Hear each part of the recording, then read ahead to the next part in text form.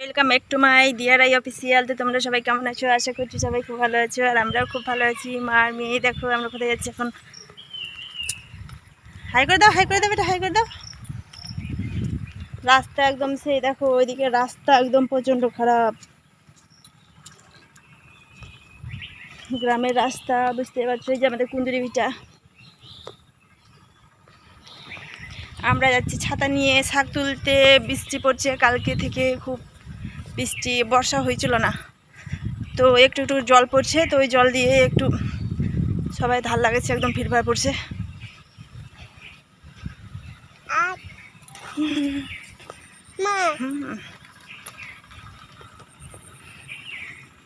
রাস্তার কি অবস্থা রে,